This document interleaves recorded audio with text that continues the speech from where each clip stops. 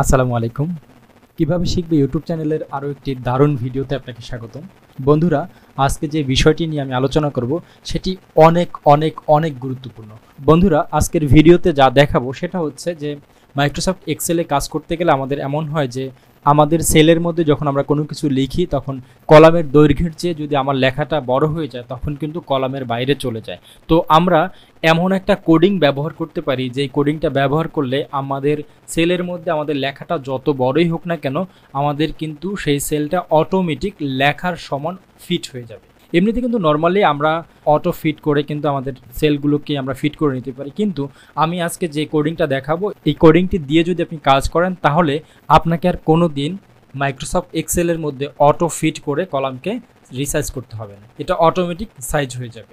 তো বন্ধুরা, কথা না বাড়ি আমি সরাসরি চলে যাচ্ছি মাইক্রোসফট এক্সেলের একটি স্প্রেডশিটে। বন্ধুরা, এই মাইক্রোসফট এক্সেলের যে এই সেলগুলো আছে সেই সেলগুলোতে কিন্তু আমরা যখন কোনো কিছু লিখব তখন এই সেলের যে এরিয়া আছে সেই এরিয়ার বাইরে যদি আমাদের লেখা চলে যায় তখন কিন্তু এটা পরবর্তী সেলে কোনো কিছু লিখলে এই পাশের সেলের কোনো কিছু দেখা যাবে না। যেমন ধরুন, আমি এই সেলে যদি আমি আমার ইউটিউব চ্যানেলের নামটা লিখি তাহলে কি হবে, দেখুন যে আমার এই সেলের বাইরেও কিন্তু আমার লেখাটা চলে গেছে। এখন তার পরবর্তী সেলে যদি আমি কোনো কিছু লিখি, দেখেন এখানে আমার নাম লিখলাম, তাহলে দেখুন এই যে এই পাশে কিভাবে শিখবো, এই শিখবোর এসএসের পরে যে লেখাগুলো আছে বা অক্ষরগুলো আছে সেগুলো কিন্তু হাইড হয়ে গেছে। তো এখন আমি আপনাদেরকে এমন একটি জাদুকরী পদ্ধতি দেখাবো, যে পদ্ধতিটি আপনি যদি অ্যাপ্লাই করে রাখেন তাহলে আপনার এক্সেলের মধ্যে আপনি কোনো কিছু লিখে যখন এখানে ইন্টার প্রেস করবেন সাথে সাথে কিন্তু আপনার লেখার সাইজ অনুযায়ী আপনার কলামের সাইজটা অটো ফিট হয়ে যাবে। এমনিতে কিন্তু নর্মালি আমরা কোনো কিছু লিখে এই যে কলামের ঠিক ডান পাশের এই এরিয়ায় যদি আমরা ডাবল ক্লিক করি তাহলে কিন্তু এই লেখাটা অটো ফিট হয়ে যায়, কিন্তু আমাদের এরকম কোনো কিছু করতে হবে না। জাস্ট লেখার সাথে সাথে ইন্টার প্রেস করব, সাথে সাথে কি হবে, এটা অটো ফিট হয়ে যাবে। তো বন্ধুরা, সেটা আমরা কিভাবে করব? তো এটা করার জন্য আপনাকে যেটা করতে হবে, এই যে শীট নামের যে অপশনটি আছে এখানে আপনি রাইট ক্লিক করবেন। রাইট ক্লিক করার পর এখানে দেখেন যে আপনি দেখতে পাবেন ভিউ কোড, এই ভিউ কোডে ক্লিক করবেন। ভিউ কোডে ক্লিক করার পরে আপনার সামনে এরকম একটি কোডিং লেখার একটা অপশন আসবে। এখানে দেখুন, এইখানে প্রথমত থাকবে জেনারেল অপশন। এই অবজেক্টের মধ্য থেকে আপনি জেনারেলটাকে চেঞ্জ করে এখানে ওয়ার্কশিট করে দিবেন।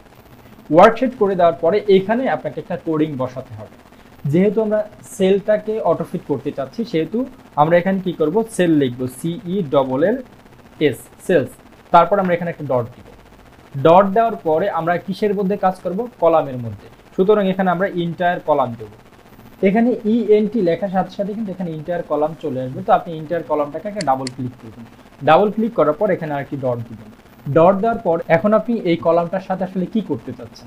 আমরা চাচ্ছি যে এই কলামটার মধ্যে কোনো কিছু লেখা হলে সেটা যেন অটোমেটিক ফিট হয়ে যায়। তো সেজন্য আমাদের এই জায়গাটা থেকে অটো ফিট নামের একটি অপশন আছে, সেটাকে খুঁজে বের করতে হবে। তো আমরা খুঁজে বের করবো না, এখানে AU লিখলে এখানে কিন্তু অটো ফিট নামের যে অপশনটি আছে সেটা চলে আসবে।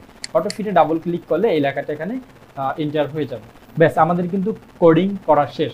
এখন আমাদের যেটা করতে হবে, এই যে বাম পাশে এইখানে ভিউ মাইক্রোসফট এক্সেল নামের একটি অপশন আছে, এটা অল্টারের সাথে F11 প্রেস করলেই কিন্তু এখানে চলে যাবে। তো আমি এখানে ক্লিক করব। এখানে ক্লিক করার সাথে সাথে আমি কিন্তু আমার যে মাইক্রোসফট এক্সেলের যেখানে ছিলাম সেখানে চলে আসছে। এখন দেখেন বন্ধুরা, এখানে রবি লিখলাম। তো তারপরে ধরুন আমি এই কলামের মধ্যে লিখলাম 01। দেখেন বন্ধুরা, এখানে কিন্তু 1 লেখার যতটুকু জায়গা দরকার ঠিক ততটুকু জায়গায় কিন্তু সে দখল করছে।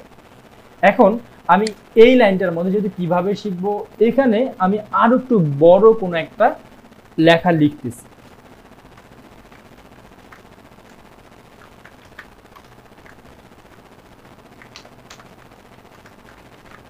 দেখেন বন্ধুরা, আমি এখানে লিখলাম my name is Belal Hossain Rabi.